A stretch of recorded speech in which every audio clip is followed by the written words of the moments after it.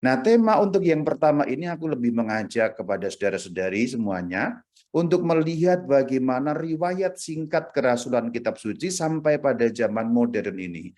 Melihatnya sejak dari zaman para rasul, untuk juga memberi penegasan dan penekanan bahwa gereja kita, yaitu gereja Kristen yang satu, kudus, katolik, dan apostolik, bukan gereja abal-abal, bukan gereja kemarin sore, tapi gereja yang tersambung sampai zaman para rasul.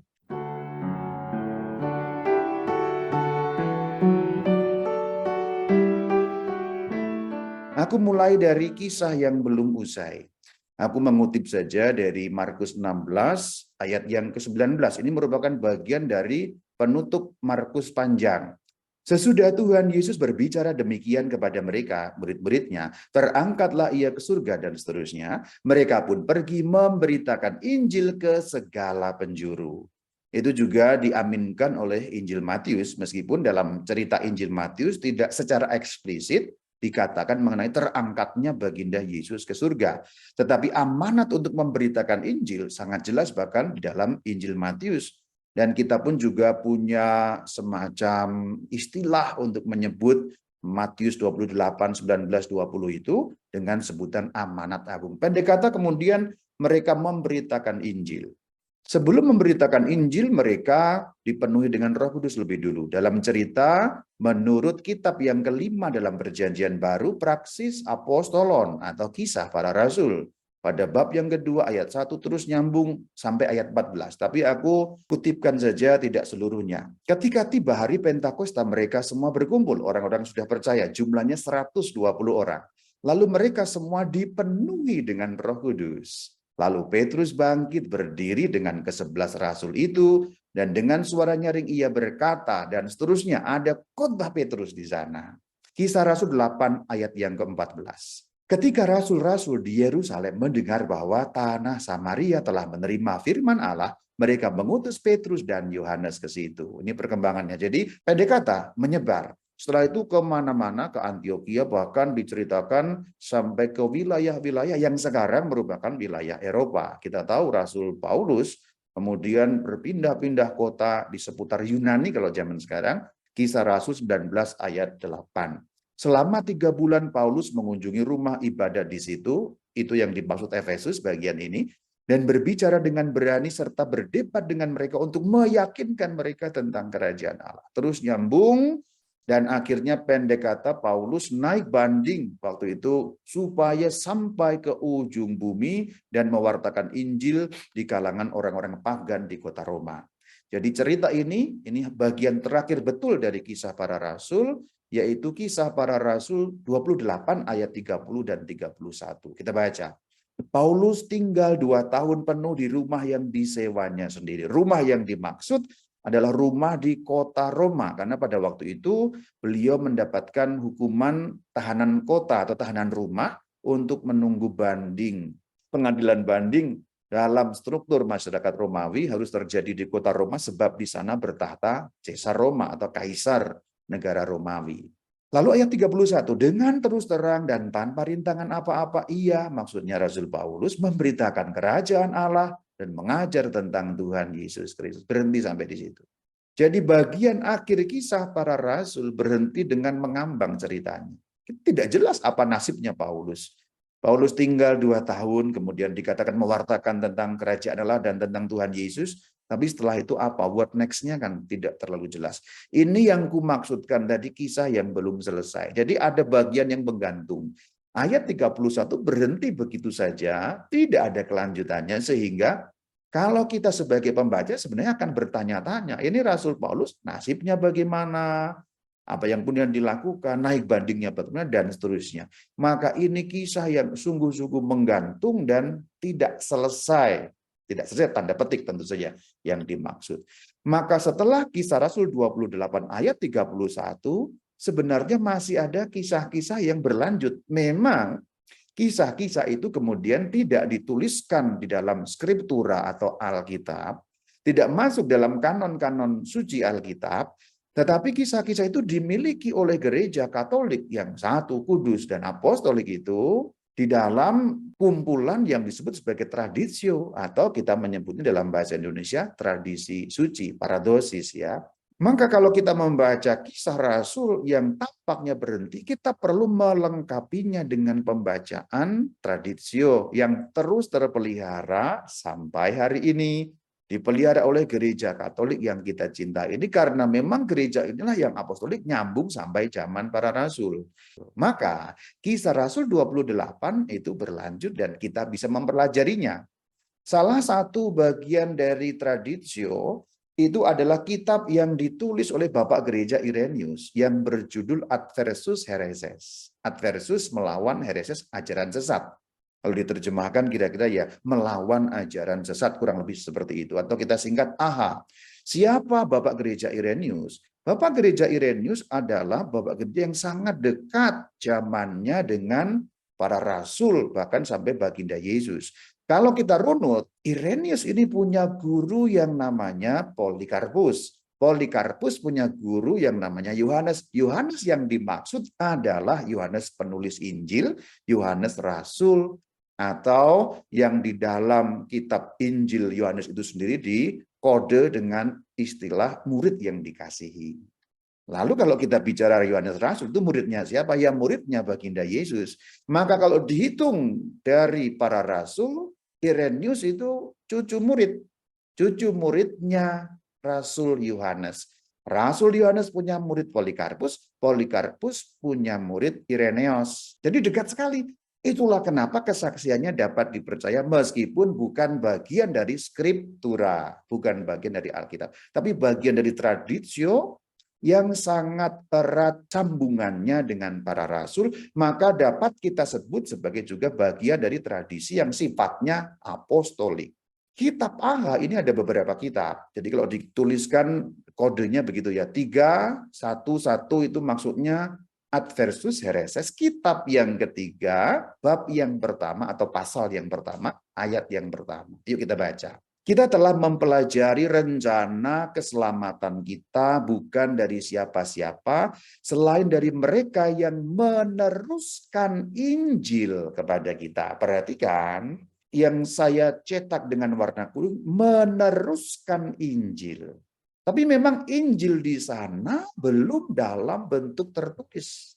Karena waktu itu, pada waktu awal-awal tentu saja, apalagi pada zaman para rasul, Injil itu diteruskan sifatnya, maka awalnya bersifat lisan, yaitu kabar baik tentang Yesus Kristus Tuhan.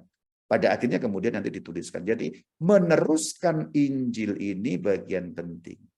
Maka sebenarnya kalau kita bicara mengenai kerasulan kitab suci, dalam tanda petik, saya katakan dalam tanda petik, sebenarnya itu sudah dimulai pasca rasul. Contoh, kalau Markus menulis, apa yang diteruskan kemudian menjadi tertulis, tanda petik ini kan juga kerasulan kitab suci.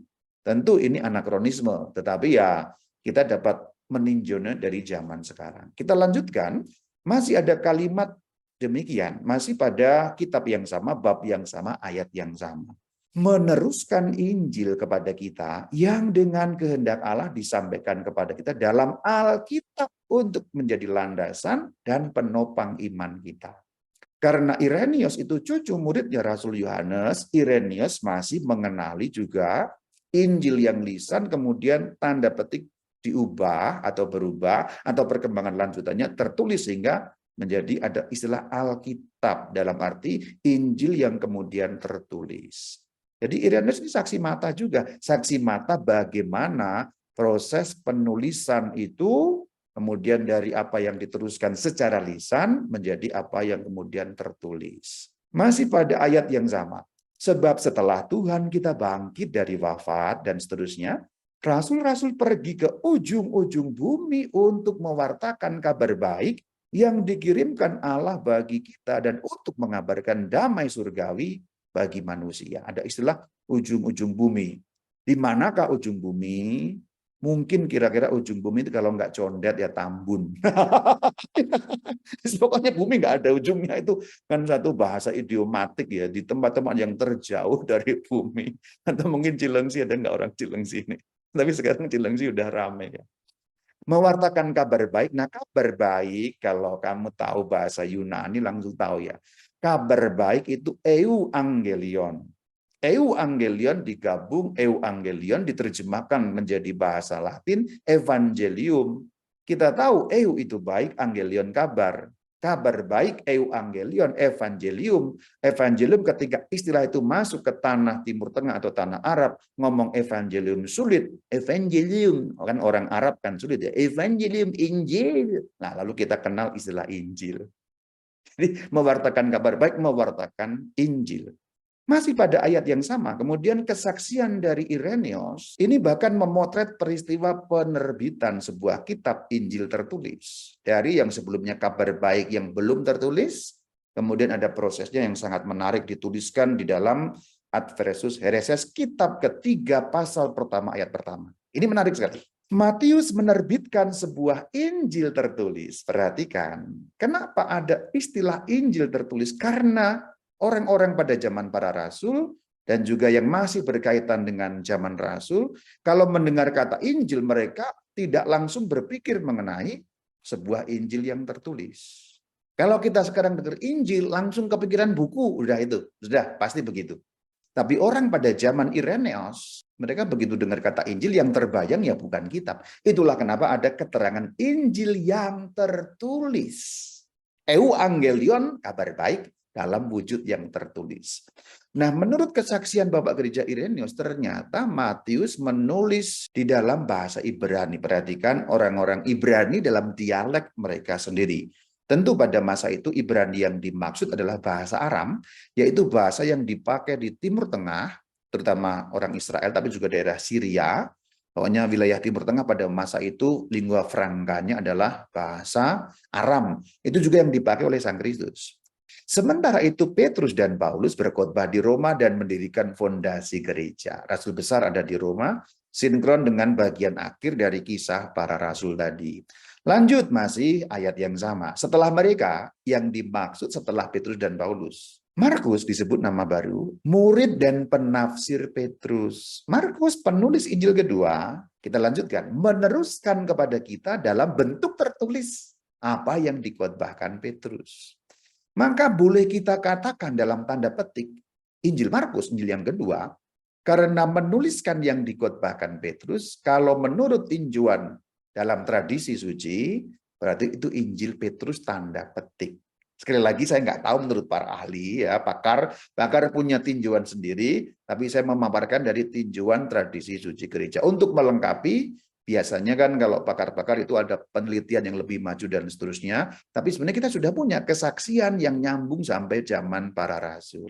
Ya, ada proses menuliskan sehingga Markus pun juga memberi kita bentuk tertulis euangelion tadi, kabar baik yang wujudnya kabar, dibentuk menjadi tertulis oleh Markus yang dalam susunan Alkitab kita menjadi Injil yang kedua.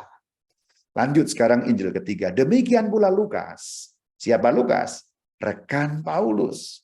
Kalau Markus itu murid Petrus dan penafsir Petrus, kalau Lukas itu rekan kerja Paulus. Dikatakan membukukan Injil yang dikhotbahkan Paulus. Membukukan itu artinya membentuk euangelion itu menjadi tertulis. Dari keterangan Bapak Gereja Ireneus, kita kemudian tahu, oh ternyata meskipun Markus dan Lukas bukan murid-murid Tuhan Yesus. Dan kemungkinan tidak pernah berjumpa langsung atau mendengar langsung pengajaran Sang Kristus, tapi mereka menuliskan itu dari sumber yang layak dipercaya. Sebagaimana dituliskan di dalam Injil Lukas bagian awal, setelah diteliti dengan seksama dari awal mulanya, dan juga kepada para saksi mata dan pelayan firman. Jadi nyambungnya kan begitu. Lukas dari Paulus, kemudian kalau Markus tadi itu dari Petrus. Yang keempat, sesudah itu, jadi rupanya urutannya kalau menurut tradisi suci gereja, yang pertama adalah Matius. Dalam teori-teori modern, contoh misalnya teori dua sumber, para pakar menyimpulkan yang pertama Markus. Itu silahkan urusan Anda dengan para penafsir. Rama Bayu ikut siapa? Rahasia ya, rahasia. Saya ikut yang mana? Rahasia. Karena saya bukan exegete, jadi aman. Aku lebih mengikuti apa yang gereja katakan, menurut tradisio. Ini ya, Irenaeus bapak gereja yang sangat bisa dipercaya. Tentu dalam hal ini aku tidak meremehkan para pakar ya, tentu itu bukan bermaksud berarti salah atau tidak. Mereka juga punya ilmu kritik sumber, kritik teks dan sebagainya, itu pasti bukan ngawur ya. Tapi itu hanya soal ya siapa yang lebih dulu. Rama Bayu menganut yang mana? Aku menganut yang Matius terus terang ya. Jadi untung sudah lulus. Jadi kalau dulu menjawab pas ujian ya harus yang pertama Markus ya. Tapi kalau sekarang karena sudah nggak ujian, aku bilang yang pertama Matius gitu. Apa dasarnya? Bapak Gereja Irenaeus. Oke, itu persoalan yang lebih pada teknis, kita tinggalkan. Urutannya maka dikatakan sesudah itu berarti memang betul penulisan Injil yang keempat memang terakhir ya. Sesudah itu, sesudah yang 1, 2, 3 tadi, Yohanes, murid Tuhan yang juga bersandar pada dadanya. Nah, inilah kenapa kita bisa mengatakan murid yang dikasih itu adalah Yohanes. Karena Bapak Gereja Irenaeus. Kalau kita membuka Injil Yohanes saja sampai bagian akhir, identitasnya tidak dibuka. Hanya dikatakan murid yang dikasihi. Murid yang dikasih. Tetapi kalau kita kemudian membaca tradisi suci gereja yang disampaikan Bapak Gereja Irenaeus, kita kemudian tahu, oh murid yang dikasih yang bersandar pada dada Kristus pada saat perjamuan adalah Yohanes. Ini buktinya. AH3 bab 1 ayat 1. Menerbitkan sendiri sebuah Injil, tapi yang dimaksud kitab Injil, karena ada kata menerbitkan, memang dalam teks asli tidak ada tulisan kata kitab, tapi dengan menerbitkan artinya berarti membuat suatu tulisan, berarti kitab kan. Ketika Yohanes tadi tinggal di Efesus, yaitu wilayah Asia. Asia pada zaman kuno itu tidak mencakup Asia sekarang, yaitu di wilayah yang sekarang kurang lebihnya negara Turki dan sebagian Yunani. Selanjutnya, kita akan membahas kitab yang lain, tapi juga masih akan mempertegas. Sebenarnya cukup, tadi Irenaeus itu cukup, sangat bisa dipercaya. Tapi nanti ini bagian ini ada yang lebih jelas lagi sebagai pendukung. Sekarang menggunakan kitab yang disusun oleh Bapak Gereja Eusebius atau Eusebius ya, berjudul Historia Ecclesiastica, historia sejarah Ecclesiastica gerejawi, itu kata sifat. Ini terjemahannya sejarah gerejawi, kita singkat HE. Pada kitab yang ketiga, bab 1 ayat 1. Demikian bunyinya. Sementara itu rasul-rasul yang kudus dan murid-murid sang penyelamat kita menyebar ke seluruh dunia. Oke, ini sinkron dengan yang tadi sudah kita dengar. Menurut tradisio, nah perhatikan, menurut tradisio berarti ada tradisio yang menyatakan demikian karena dicatat oleh Eusebius. Parsia diserahkan kepada Thomas sebagai ladang karyanya, Skitia kepada Andreas, dan Asia kepada Yohanes yang meninggal di Efesus setelah sekian lama tinggal di Asia. Apa yang ditunjukkan? Kisah para rasul berhenti dan menggantung. Kita nggak tahu mereka kemudian perginya kemana. Tetapi gereja masih menyimpan mereka kemana dengan rincian yang seperti ini. Kemudian sekarang kita maju pada ayat yang kedua. Petrus muncul berkhotbah di Pontus, Galatia, Bitinia, Kapadokia, dan Asia kepada orang-orang Yahudi di perantauan. HE 3, bab 1 ayat yang kedua. Akhirnya ia pergi ke Roma, disalibkan dengan kepala di bawah, karena ia sendiri meminta cara demikian. Oke, itu tidak terlalu penting dalam kerangka ini. Tapi kerangka yang lain tentu penting, bahwa kita juga memiliki tradisi tentang penyaliban Rasul Petrus. Setelah kemartiran Paulus dan Petrus, ini dalam HE 3, pada pasal yang kedua ayat pertama, Linus diangkat menjadi uskup gereja Roma. Uskup gereja Roma itu Paulus. Paulus menyebutnya ketika menulis surat dari Roma kepada Timotius dalam salam bagian akhir surat itu. Nanti silakan cari. Dalam surat kepada Timotius, apa yang satu, apa yang dua, rahasia, cari sendiri. Nanti ada nama Linus sebagai rekan kerja. Nah, Linus yang disebut oleh Rasul Paulus dalam surat Timotius itu, di bagian akhir tentu saja dicari saja nanti, Linus yang dimaksud adalah penggantinya Rasul Petrus sebagai pemimpin gereja Roma. Maka kalau kamu punya daftar Paus yang panjang itu, Paus kedua namanya Linus ini, yang ada di surat Timotius. Nah itulah saudara-saudari, hebatnya gereja Katolik itu canggih sekali dalam arti, tradisio itu kemudian memperjelas isi Alkitab yang sesekali memang tidak jelas dan memusingkan para ahli juga. Contoh yang tadi sudah kita sebut, Yohanes murid dikasih, itu dari mana kita tahu kalau tidak dari traditio, ya. Membaca Alkitab itu juga salah satunya dalam terang tradisi. Terang tradisi itu bagian penting juga. Aku hanya mengisi lubang yang kosong selama ini di dalam katekese. Ini bagian menurutku lubang yang kosong. Kan jarang sekali dibahas. Kita ngomong traditio, tapi apa itu? Oke, lanjut. HE3 pasal 4 ayat 6. Demikianlah tercatat. Timotius adalah orang pertama yang menjadi uskup Efesus. Titus uskup Kreta. Jadi rupanya Timotius dan Titus itu bukan orang-orang sembarangan. Kalau kita membaca hanya dari Alkitab kan tidak ada keterangan yang secara langsung, ya. Memang ada nanti dalam surat Titus bisa disimpulkan, tetapi tidak langsung ada keterangan ini kamu uskup Efesus ya, kamu uskup Kreta, tidak ada. Kita kalau ngomong Titus gitu. Gak sopan sebenarnya. Kalau zaman modern sekarang itu penyebutannya harus yang mulia gitu loh. Yang mulia Timotius, yang mulia Titos, atau kalau di kebiasaan di Indonesia Monsinyur gitu kan. Monsinyur Timotius, Monsinyur Titus, kita Titus aja kayak orang anak kecil aja dikira, ya. Memang mereka masih muda tentu saja, tapi pada waktu itu diberi kewenangan dan juga diberi kewajiban atau perutusan menjadi para episkopoi. Selanjutnya, kita dapat buka HE3, kitab yang ketiga, pada pasal yang keempat, ayat yang ketujuh. Kita bahas Lukas sekarang. Lukas yang orang tuanya dari Antioquia. Nah, kemudian jelas, Lukas ini orang Antioquia. Dan yang bekerja sebagai tabib atau dokter, yang punya hubungan dekat dengan Pavlos atau Paulus. Dan yang mengenal dengan baik karya rasul-rasul. Artinya, ketika kita membaca Lukas bagian awal, yaitu Lukas pada pasal pertama, ayat pertama sampai 4, itu kemudian sinkron. Lukas mengenal dengan baik karya rasul-rasul. Rasul adalah saksi mata dan pelayan firman. Maka apa yang ditulis oleh Lukas mendapatkan penegasan dari tradisio yang disampaikan oleh Bapak Gereja Eusebius ini. Lanjutannya, Lukas telah mewariskan kepada kita 2 kitab yang diinspirasikan. Nah, ini sinkron juga kan. Kemudian kalau kita membaca ada Theophilos yang mulia.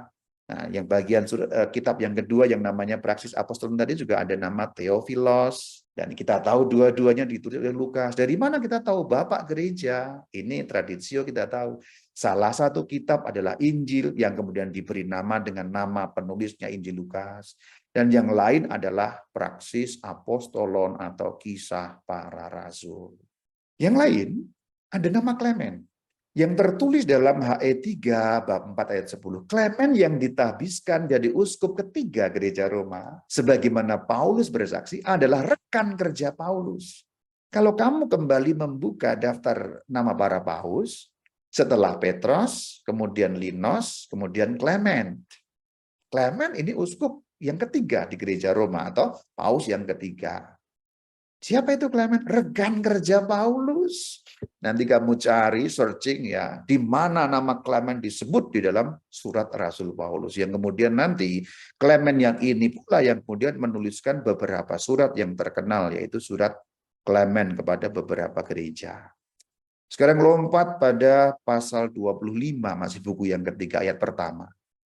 Terkait dengan hal ini, pantaslah kita menyebut lagi tulisan-tulisan perjanjian baru yang telah disebut sebelumnya. Jadi di garis bawahi. Disebut sebelumnya berarti disebut sebelumnya di dalam kitab ini maupun di dalam tulisan-tulisan yang lain. Apa tulisan yang lain? Tadi sudah kita bahas. Adversus Hereses oleh Bapak Gereja Irenaeus. Maka dikatakan yang telah disebut sebelumnya baik dalam kitab yang ini maupun disebut oleh saksi mata yang zamannya mendahului. Pertama, keempat Injil suci. Sudah disebutkan tadi nama-namanya. Selanjutnya Kisah Para Rasul. Setelah itu surat-surat Paulus. Selanjutnya dalam urutan adalah surat pertama Yohanes. Lalu surat pertama Petrus. Setelah itu pantaslah ditempatkan wahyu kepada Yohanes. Jadi rupa-rupanya urutan-urutan yang sekarang kita punya di dalam Alkitab, yang sekarang kita pegang, itu juga klasik dalam arti memang demikianlah sejak pada zaman kuno diurutkannya. Itulah tradisio. Maka kalau kita bertanya kan ini kenapa urutannya begitu? Ya karena memang begitulah diurutkan oleh para bapak gereja. ada beberapa bukti yang muncul bagaimana itu diurutkan. Kita lanjutkan. Di dalam HE masih pada buku yang ketiga, pasal 25 ayat 3. Nah, ini sekarang mengenai yang diperdebatkan.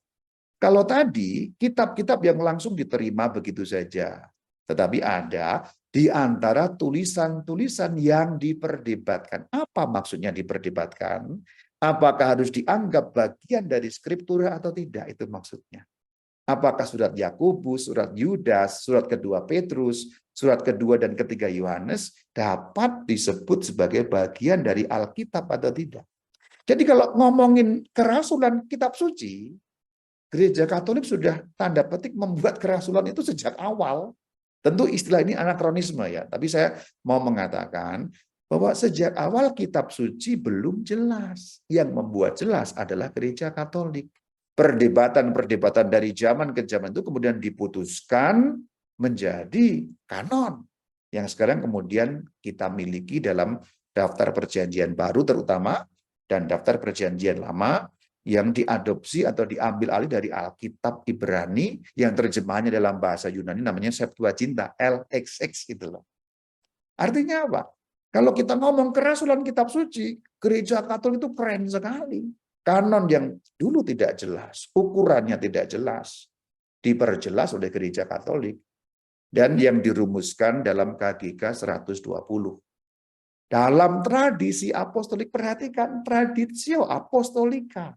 Tradisio penerusan ajaran apostolika nyambung sampai zaman para rasul. Loh, buktinya apa? Lihat tadi itu. Kalau kita punya kitab Injil kok 4, itu sudah dari dulu begitu. Dukungan eksternal. Tentu kalau kita membaca Alkitab itu sendiri tidak ada bukti internal dalam Alkitab.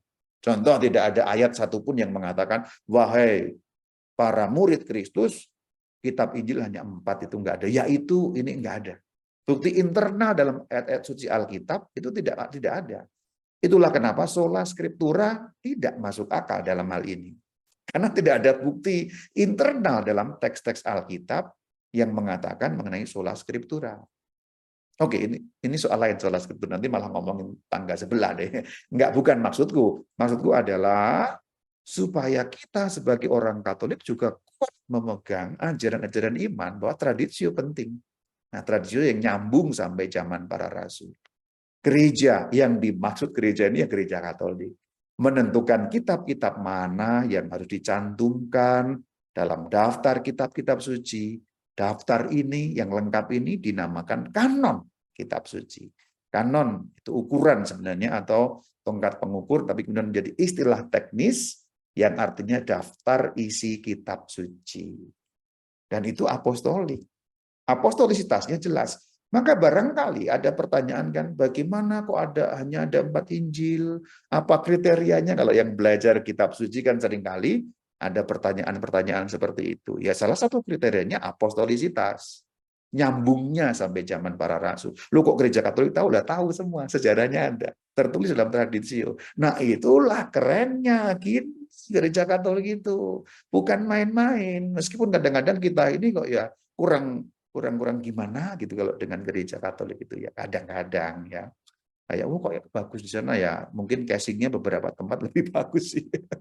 Sesuai dengan itu, maksudnya itu tuh apa yang disebut sebelumnya itu kanon, itunya kanon yang asalnya dari tradisio apostolika, itu maksudnya sesuai dengan tradisio apostolika yang kemudian menghasilkan kanon. Kalau dibaca lebih panjang begitu, perjanjian lama itu 46 atau 45 kalau Yeremia dan ratapan digabung, dan perjanjian baru 27 kitab. Oh ya, tentang perjanjian lama itu tergantung cara menghitungnya sih. Resminya kapan sih ditetapkan? Kalau resminya itu di Konsili Tridentin atau Konsili Trento dalam session yang keempat, yang terjadi pada bulan April 1546. Tapi ingat, Konsili Trento bukan pertama kalinya. Dalam arti kanon itu muncul bukan pada saat Konsili Trento, enggak. Dalam Konsili Kartago sudah muncul. Dalam Konsili Hippo pada abad yang keempat sudah muncul. Dalam daftar para bapak gereja tadi sudah muncul. Jadi Trento adalah penegasan. Kita lihat, Decretum de Canonicis Scripturis, dekret tentang kanon Alkitab. Oke, nggak usah dibaca, pokoknya hanya saya pasang di situ biar kelihatan keren. Aku juga nggak ngerti ini maksudnya apa. Sacrosancta Ecumenica Generalis Tridentina Synodus, ya bisalah sedikit-sedikit ya. Ya kira-kira bisalah tuh. Tapi intinya tak pasang di situ tuh biar kelihatan keren gitu aja sih. Oke, ini bagian ini nggak penting. Selanjutnya penting ya. Testamenti Veteris, perjanjian yang lama. Ini ada daftarnya. Jadi Tridentin atau Trente mendaftar secara persis bagaimana Alkitab itu. Quinque Moisis, 5 kitab Musa, yaitu Genesis, Exodus, Leviticus, Numeri, Deuteronomium, dan seterusnya. Baca sendiri nanti. Lalu juga didaftar Testamenti Novi, ya, perjanjian, Testamentum, Novum, Novi, ya, perjanjian baru. Quatuor Evangelia, Secundum menurut Evangelia tadi, Euangelion, kabar baik, Matthew, Markum, Luka, Met, Yohanem, Actus Apostolorum, dan seterusnya. Kamu nanti baca sendiri. Dengan demikian, kalau kita ngomong tentang kerasulan kitab suci, gereja Katolik itu ya biang-biangnya biang. Mbok-mboknya mbok, mamah-mamahnya mamah. Karena bahkan kitab suci itu sendiri yang membuat tanda petik, membuat kanonnya, ya gereja Katolik. Yang kita sudah lihat bagaimana sejarahnya berbasis pada tradisio. Catatan, Konsili Trente adalah konsili kontra reformasi. Kontra artinya melawan. Reformasi itu satu gerakan yang awalnya dulu di Prusia atau negara Jerman modern sekarang, tapi dulu belum ada negara Jerman, oleh seorang Romo Martin Luther dan gerombolannya. Kok gerombolan, ya, karena mereka kemudian tidak terorganisir pada akhirnya ya. Oke, tapi kalau gerombolan dianggap terlalu kasar ya, Martin Luther dan kawan-kawannya. Tapi kalau disebut kawan juga nggak cocok juga karena mereka kemudian tidak berkawan lagi. Yang malah memecah belah kesatuan gereja kudus. Oke, itu catatan saja supaya sebagai bagian dari pemahaman. Trente, dengan adanya Trente, dengan penegasan mengenai kanon Alkitab sah dan resmi, bagaimana Alkitab Gereja Katolik seperti yang kita miliki sampai hari ini. Kita ngomong yang lain sekarang pasca Trente. Bagaimana kejadian setelah Trente? Terutama dalam kerangka kerasulan kitab suci. Ternyata setelah Trente, kerasulan kitab suci memperkenalkan firman Tuhan yang tertulis itu memasuki ruang gelap. Alkitab menjadi serasa jauh dari umat Allah. Sebelum Trente reformasi, orang menafsirkan seenak udelnya sendiri, apa-apa itu sendiri, pokoknya dinaum Roh Kudus bisa menafsirkan, haleluya saudara. Kira-kira kan begitu. Maka menjadi kacau, kacau. Bahkan Romo Martin Luther kemudian yang sudah keluar itu pun juga mengalami kekacauan dalam gerombolannya sendiri. Karena apa? Kemudian beberapa orang kan berbeda juga dengan dia gitu. Alkitabnya sama, yang dipegang sama, ayatnya bunyinya sama, artinya beda. Karena apa? Mungkin Roh Kudusnya beda. Nah kan semua mengklaim punya Roh Kudus gitu loh. Kan memang Alkitab tidak bisa seperti itu. Penafsirannya juga tidak bisa sembarangan. Nah, dalam konteks yang seperti itu, maka seperti tertutup rapat-rapat. Tidak pernah dilarang sebenarnya. Tapi konteks itu membuat, ya kita tahu pada zaman kuno ya membuat serem juga. Serem juga untuk membaca Alkitab. Konteksnya seperti itu. Sebabnya apa? Ya klaim-klaim kebenaran tadi itu. Jadi kan kacau balau sebenarnya. Ini mengklaim begitu, itu mengklaim itu, semua sama-sama benar, semua mengklaim Roh Kudus. Lah kalau begitu yang Roh Kudus beneran yang mana kan gitu. Itulah konteks yang perlu kita lihat, kok kenapa ya Alkitab seakan tertutup? Ya karena setiap orang dengan bebas menafsir Alkitab menurut udelnya sendiri. Padahal kan udel kan beda-beda. Udel itu ada yang bodong, ada yang bolong. Udel yang mana yang mau diikutin gitu loh. Ada istilah sesuai dengan udelnya sendiri. Konteks yang demikian membawa dampak kelanjutan penerjemahan Alkitab terhambat. Kalau gerakan reformasi menekankan pada penerjemahan Alkitab supaya dipahami, maka akibatnya kemudian tafsir sendiri, koprol sana, koprol sini. Gereja Katolik agak kemudian reaktif pada akhirnya. Ini sangat bisa dimaklumi kalau kita lihat sejarah dan konteksnya sebenarnya. Artinya kita tidak bisa serta-merta mengatakan, kenapa gereja menutup rapat-rapat pintu Alkitab? Oh tidak, ini tanda petik korban sejarah. Nah gitu loh. Dalam beberapa penggal sejarah gereja Katolik itu kan tidak mulus-mulus saja.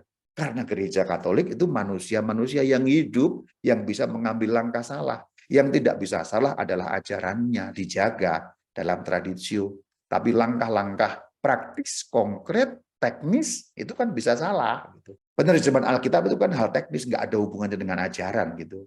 Mau diterjemahkan, yuk ajarinnya tetap. Nggak diterjemahkan juga nggak masalah. Dalam arti tertentu kan seperti itu. Maka ada terhambat. Bapak suci yang menjabat kemudian dari tahun-tahun pasca Trento agak-agak keras ya melarang ini melarang itu. Bukan karena mereka mau melarang, bukan karena mereka mau sembunyikan firman Tuhan dari umat. No, bukan itu. Jadi kalau membaca sejarah para bapak suci yang kemudian kok seperti menghalang-halangi, jangan dibaca begitu saja dengan kacamata kita sekarang. Itu anakronis. Menilai suatu zaman tidak boleh dari zaman yang lain. Oh, Pak Paus nih kok gimana sih? Loh bukan gimana sih gitu. Bukan gimana sih, memang zamannya dulu begitu. Itulah yang sama terjadi kalau ada pergantian pastor paroki. Ya, ini lebih praktis sehari-hari ya. Dulu begini, enggak dulu itu lain gitu ya. Konteks sejarah apanya beda. Jadi ya dalam hal yang lebih praktis kalau ganti pastor, ganti kebijakan ya santai aja gitu. Konteksnya beda kok. Nah gitu ya. Kembali ke laptop. Tahun 1554 ini masih dekat dengan Trente, itu Sri Paulus yang keempat yang mengatakan bahwa terjemahan Alkitab dalam bahasa Jerman, Perancis, Spanyol, Italia, Inggris, dan Belanda tidak boleh tiga hal. Satu dicetak, tidak boleh dicetak. Dua dibaca.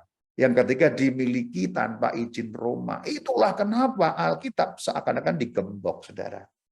Terjemahan-terjemahan tadi itu memang diusahakan supaya umat tahu. Tetapi akibatnya nanti konteks itu kan kacau. Maka dicetak aja nggak boleh. Apalagi dibaca, apalagi dimiliki. Wah, kena hukuman nanti. Lanjutannya tahun 1564 dilanjutkan oleh Paus Pius yang keempat ya. Itu menegaskan keputusan 1559 tadi yang melarang berbagai terjemahan Eropa. Pada zaman itu terjemahan di Asia ya belum ada ya, tentu saja yang masih berkutat di seputar Eropa pada zaman itu, kurang lebihnya demikian. Nah, kemudian kita lihat bagaimana tahun 1757 ini berarti sudah kira-kira hampir 2 abad ya, atau 2 abad kurang sedikit lah ya. 200 tahun kemudian, Sri Paus Benediktus yang ke-14 memberikan satu ya keterangan demikian ya, ada angin segar. Karena apa? Karena ada izin untuk menerjemahkan Alkitab. Tapi ingat coba lihat, setelah 200 tahun. Jadi bahkan untuk mengembalikan lagi boleh membaca atau boleh menerjemahkan butuh waktu ratusan tahun. Tapi ada syaratnya. Pertama mendapat restu dari Roma, ada izin. Dua harus diberi catatan keterangan oleh teolog supaya tidak tafsir koprol sana sini. Kurang lebihnya demikian. Itu kan butuh waktu 200-an tahun untuk sampai pada boleh menerjemahkan. Itu riwayatnya seperti itu, kerasulan kitab suci kita. Nabrak-nabrak gelap tapi ada angin sedikit, ada cahaya meskipun kecil. Dan catatan lagi, jangan menyalahkan para bapak suci itu karena konteks mereka berbeda dengan konteks kita.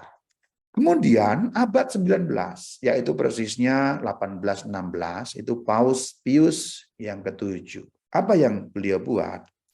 Ternyata agak sedikit mundur, tapi pasti ada konteksnya. Beliau melarang terjemahan Protestan.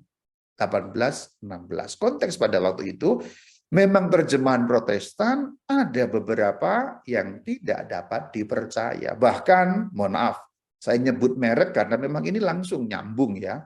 Martin Luther bahkan menerjemahkan dengan menambahkan kata hanya. Ya, itu tidak akan kita bahas lebih lanjut, tetapi kurang lebihnya demikian. Yang sebenarnya diselamatkan oleh iman, karena iman, tapi ditambahkan kata hanya sehingga maknanya menjadi berbeda. Nah, kok dalam konteks seperti itu, larangan itu harus dipahami. Kalau sekarang, ya nggak dilarang ya. Terjemahan yang kita pakai di Indonesia bahkan diterjemahkan oleh Katolik dan Protestan bersama-sama, itu nggak masalah. Tapi itu kan beda. 1897 oleh Sri Paus Leo yang ke-13. Ini yang juga mendapatkan visi mengenai doa Santo Mikael. Oke, nggak usah ngomongin Santo Mikael, tapi ngomongin Alkitab ya. Sri Paus Leo 13 menetapkan bahwa hanya Alkitab terjemahan Katolik yang boleh dipakai. Dan itu pun harus diberi catatan penjelas. Puji Tuhan, 1962 dimulailah Konsili Vatikan yang selesai pada 1965.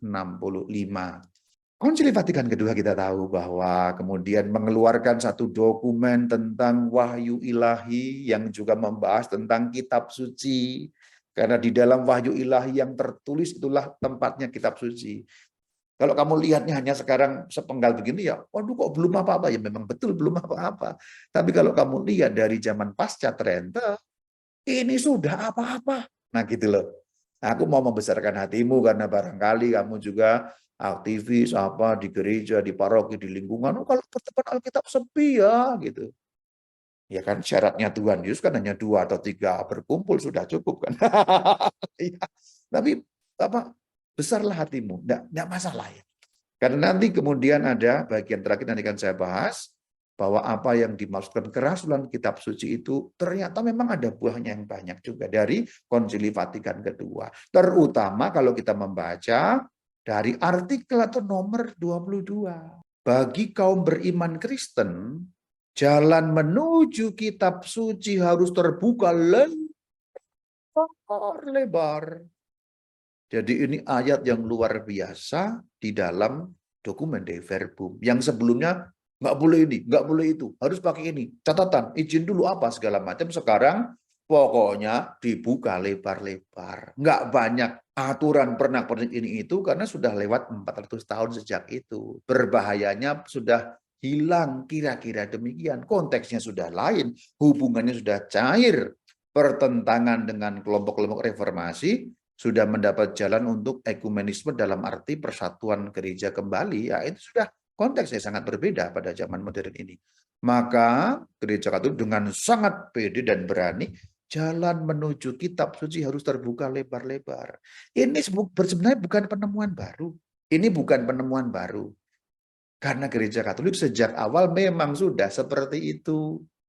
Jalan menuju kitab suci memang sudah terbuka lebar. Hanya pernah kesandung, kemudian terluka 400 tahun. Bahasa gambarannya demikian. Maka berbekal dari Dei Verbum 22 ini, didirikan berbagai macam ya perangkat-perangkat, bahkan sekarang perangkat itu sampai kepada dekanat, paroki, bahkan lingkungan pun ada seksi kerasukan seksi kerasulan kitab suci ada.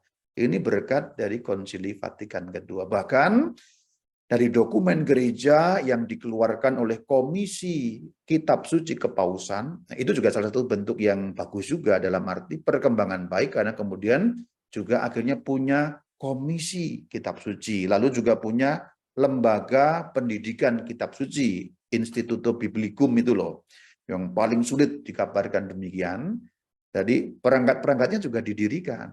Lalu ada dokumen ini yang namanya penafsiran Alkitab dalam gereja, diterjemahkan oleh Romo Indra Sanjaya dari Jogja. Terima kasih untuk Romo Indra yang menerjemahkan ini. Di sana ditampilkan bagaimana kerasulan kitab suci itu juga mendapat tempat. Tidak hanya soal penafsirannya, meskipun judul dari dokumen ini penafsiran, tetapi juga dokumen ini masuk kepada tingkat yang paling praktis. Sebenarnya kalau satu session membahas ini sudah canggih, terutama bagian yang kerasulan kitab suci sebagai bagian yang lebih praktis gitu ya. Kita baca beberapa penggal saja, yaitu di dalam PAG ya, disingkat PAG, pada bab yang keempat poin C3. Bunyinya demikian, pertama-tama kerasulan ini, nah yang dimaksud ini itu ya kitab suci, karena ini dokumen mengenai Alkitab, mengenai kitab suci. Pertama-tama itu berarti yang penting dari segalanya, mendorong terjemahan Alkitab ke dalam segala bahasa dan berusaha menyebarkan terjemahan itu seluas mungkin. Di Indonesia ini kita punya terjemahan bahasa Indonesia sebagai induk, sebagai bahasa persatuan. Tapi tidak hanya itu. Aku ini di Subang itu tanah Sunda, saudara. Aku setiap Sabtu itu ke stasi namanya Stasi Kaliwadas. Itu bahasa Sunda, Gustinya Rengan orang Sadaya. Kami baca Alkitab ya pakai bahasa Sunda, itu kita sudah punya. Kalau aku pulang ke Yogyakarta, ke rumah orang tuaku, bisa Boso Jowo ya, itu juga Alkitab ada. Jadi ternyata yang terlambat 400 tahun itu sudah memenuhi juga apa yang dicantumkan dalam dokumennya. Pertama-tama penerjemahan. Penerjemahan itu penting sekali loh. Coba bayangkan sekarang ya, kalau kamu ini sekarang nggak punya Alkitab terjemahan, kita ini repot loh. Kalau orang Islam itu baca Al-Quran bahasa asli kan cuma Arab sudah satu gitu. Kalau kita ini kan umat tuh ya, paling kurang dua, sebenarnya tiga. Perjanjian lama kita harus tahu Ibrani. Dan di sana sini meskipun tidak banyak, ada bahasa Aram. Ya, tiba-tiba kitab Esther contohnya, itu kan Ibrani ya. Tiba-tiba kemudian ada Aramnya. Kalau kita membaca perjanjian lama terjemahan Yunani kan juga Septuaginta kan juga harus tahu Yunani. Nah, perjanjian baru pastinya kita harus tahu Yunani. Coba bayangkan, kalau tidak ada penerjemahan, apa yang terjadi dengan pembicaraan kita malam hari ini? Macet. Apa yang terjadi dengan kelasmu membahas Injil lah, membahas surat Paulus lah, sinoptik lah, apa macet. Karena semua yang ada di sini 416 orang ini harus tahu Ibrani, harus tahu Arab, harus tahu Yunani, barangkali juga harus tahu sebagai bentuk perbandingan Latin atau bahasanya Targum, bahasanya Pesita, yaitu bahasa Syria. Merepotkan kita, repot pusing gitu. Artinya sebenarnya kita tanpa menyadari, kadang-kadang kita ini menerima begitu saja, tapi kurang gitu loh. Bahwa terjemahan Alkitab itu sesuatu yang penting sekali, yang patut kita syukuri. Jadi kalau ngomong apa karya utama pertama, terjemahan Alkitab. Di Indonesia yang sangat berjasa itu Pater Grunen bersama dengan tim dari pertama-tama dulu adalah dari OFM. Penerjemahan Alkitab dulu diusahakan oleh Pater Grunen karena memang dulu LBI yang sekarang menjadi LBI itu dulu ya lembaganya awalnya dirintis oleh pater-pater dari Ordo OFM yang kemudian diangkat menjadi katakanlah ya diadopsi atau diangkat menjadi organ atau lembaganya milik KWI ya. Tapi dulunya OFM. Itu karya pertama luar biasa. Bahkan kalau sekarang kita membaca Alkitab terjemahan bahasa Indonesia itu juga termasuk karya Pater Grunen dan kawan-kawan yang kemudian meninggalkan terjemahan Katolik, akhirnya bergabung bersama-sama menerjemahkan. Oke, ini keluar konteks tapi aku ceritakan saja. Kita kurang bersyukur sekarang ini karena kita dari kecil, dari lahir sudah punya Alkitab terjemahan. Tapi sebenarnya kalau kita melihat konteks yang lebih panjang tadi, kerasulan kitab suci yang paling utama itu ya penerjemahan. Yang paling utama. Ya memang sayangnya nggak dibaca.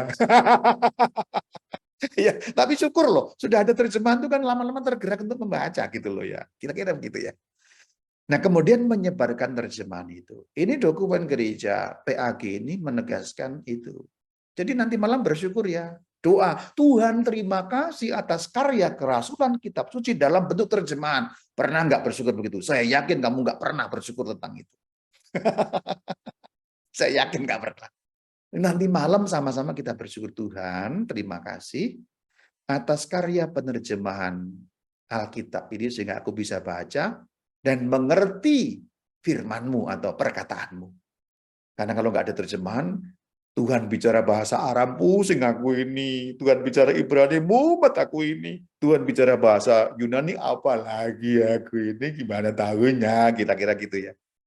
Jadi artinya, ini sudah berhasil dalam tahap atau langkah yang paling fundamental.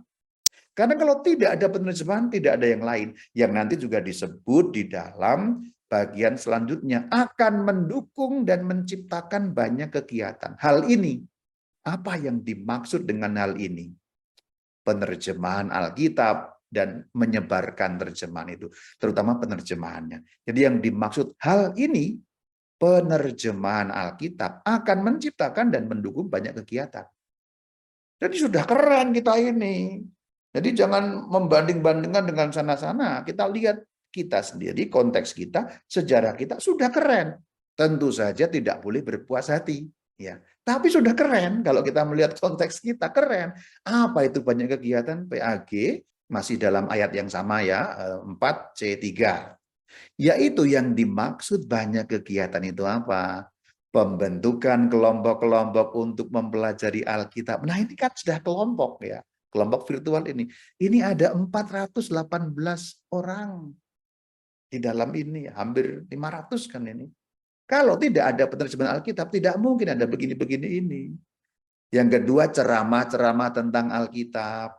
Coba kalau nggak ada terjemahan. Nih romo-romo para ahli itu, Romo Purnomo, Romo Yosef itu, mereka kan ahli-ahli baca Alkitab itu, membaca dalam bahasa Ibrani gitu. Kamu nggak ngerti gitu loh. Lalu besoknya malas kalau datang di ceramah Alkitab karena apa ya? Karena nggak ngerti bahasanya kan. Tapi sekarang kan langsung kutip. Ya, di terjemahan itu akan membuat kelompok ceramah. Lalu ada Minggu Kitab Suci yang di Indonesia malah dikembangkan tidak hanya Minggu Kitab Suci, tapi bulan Kitab Suci. Nah, itu dia. Penerbitan buku-buku dan lain sebagainya dan lain sebagainya. Tidak melihat keluar jendela, tapi melihat kepada kamar kita sendiri. Proses yang sudah kita lalui sejak nyambung sampai zaman para rasul, dan bagaimana kita ini ngegas sejak tahun 65. Ini ngegas loh. Tapi bukan ngegas marah, yang ngegas tuh gasnya kenceng, gasken gitu. Nah, kalau kita lihat seperti ini, kemudian kita pun bisa bersyukur nanti malam. Tolong syukurkan. Syukurlah bahwa ada Alkitab bahasa Indonesia. Jalan menuju Alkitab harus terbuka lebar-lebar.